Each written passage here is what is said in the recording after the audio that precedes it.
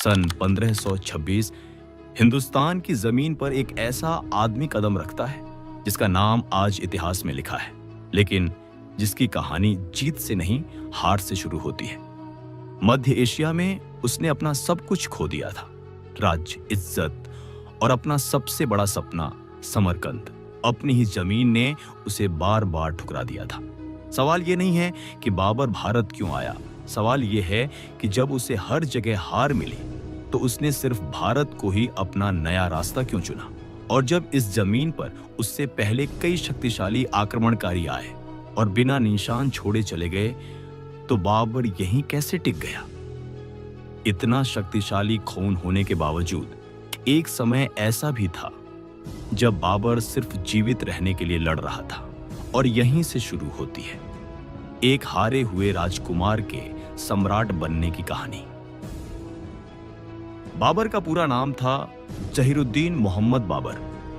उसका जन्म सन 1483 में फरगाना घाटी में हुआ, जो आज के उज्बेकिस्तान के आसपास स्थित है। बाबर किसी आम परिवार में नहीं, बल्कि ऐसे वंश में पैदा हुआ जहां राज करना परंपरा थी और हार को अपमान माना जाता था। उसके पिता उमर शेख मिर्जा एक छोटे राज्य के शासक थे। पिता की मृत्यु के बाद सिर्फ 12 साल की उम्र में बाबर को गद्दी संभालनी पड़ी। जिस उम्र में बच्चे खेलते हैं, उसी उम्र में बाबर के कंधों पर राज्य की जिम्मेदारी आ गई। बाबर तैमूर लंग का वंशज था और उसका रिश्ता चंगेज खान के खानदान से भी जुड़ा था। इस रक्त का मतलब सिर्फ राजकुमार होना नहीं था, बल्कि ये माना जाता था कि बाबर पैदा ही शासन करने के लिए हुआ है। मध्य एशिया में शासक वही माना जाता था जो अपना राज्य बचा सके। राज्य खोना सिर्फ हार नहीं, बल्कि शर्म मानी जाती थी। बाबर के सपनों का केंद्र समरकंद था, उसके पूर्वजों की विरासत। लेकिन बाबर बार बार समरकंद जीतता और फिर खो देता। हर हार के साथ वह सिर्फ जमीन नहीं, बल्कि अपनी पहचान और इज्जत भी खोता गया। बाबरनामा में उसने खुद लिखा है कि ये हारें उसे अंदर से तोड़ रही थी। यहीं बाबर के सामने दो रास्ते थे, या तो मध्य एशिया में ही सब कुछ खो देना, या किसी नई जमीन पर जाकर अपनी विरासत दोबारा खड़ी करना। और यहीं से बाबर की नजर धीरे धीरे भारत की ओर मुड़ने लगी। जब अपनी जमीन ने उसे बार बार हराया, तो बाबर ने सपना नहीं छोड़ा, उसने अपनी दिशा बदल ली। समरकंद बाबर के लिए सिर्फ एक शहर नहीं था, बल्कि उसकी पहचान, उसकी विरासत और उसका सबसे बड़ा सपना था। मध्य एशिया में माना जाता था कि जो समरकंद पर राज करता है वही असली बादशाह होता है। गद्दी पर बैठते ही बाबर का पूरा ध्यान इसी शहर पर टिक गया।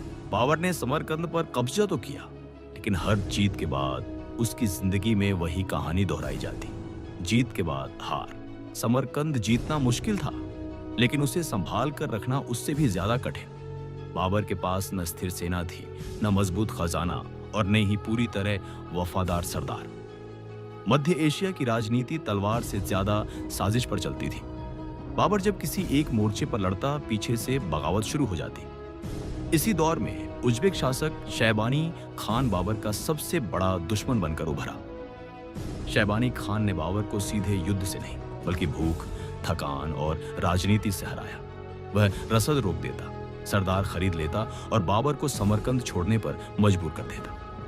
यहाँ एक कड़वा सच सामने आता है। बाबर लड़ाइयां जीत रहा था, लेकिन सिस्टम हार रहा था।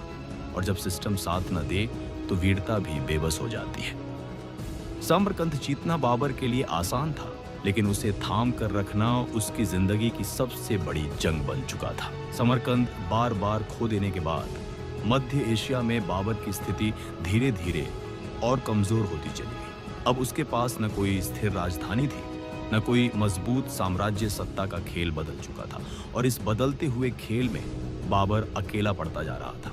हर तरफ से उज्बेक शासक शैबानी खान का दबाव बढ़ रहा था। शैबानी खान ने एक एक करके बाबर के सभी रास्ते बंद कर दिए। समरकंद गया, फरगाना गया, ट्रांसऑक्सियाना आ गया। हर जगह से सिर्फ हार ही हाथ लगी। इस दौर में बाबर के लिए सिर्फ राजनीतिक हार नहीं हो रही थी, बल्कि मानसिक हार भी शुरू हो चुकी थी। लोग उसके बारे में कहने लगे, तुम युद्ध जीत सकते हो, लेकिन राज्य संभाल नहीं सकते। ये शब्द तलवार से ज्यादा तेज थे। हर बार की हार के साथ बाबर का विश्वास, उसकी पहचान और उसकी शक्ति टूट रही थी। वह एक राजकुमार था, लेकिन मध्य एशिया में उसके लिए जगह खत्म होती जा रही थी। आखिरकार मजबूरी में बाबर काबुल की ओर बढ़ता है। काबुल एक पहाड़ी, कठिन और गरीब इलाका था। यह कोई सपना नहीं था, बल्कि एक आखिरी शरण थी। काबुल में बाबर जिंदा तो था, लेकिन विजयी नहीं। उसके पास राज्य था, पर साम्राज्य नहीं। उसके पास सेना थी, पर भविष्य साफ नहीं। बाबरनामा में बाबर स्वयं लिखता है कि यह उसकी जिंदगी का सबसे अंधेरा दौर था। ये सिर्फ राजनीतिक हार नहीं थी, यह पूरी तरह से मानसिक टूट-फूट थी। और इसी अंधेरे, इसी हार और इसी मजबूरी के बीच बाबर पहली बार ऐसा सोचता है जो मध्य एशिया से बाहर था। एक ऐसी जमीन जो अमीर हो, जो अंदर से कमजोर हो और जहां एक नया साम्राज्य खड़ा किया जा सके। यहीं से बाबर के दिमाग में पहली बार भारत का ख्याल आता है।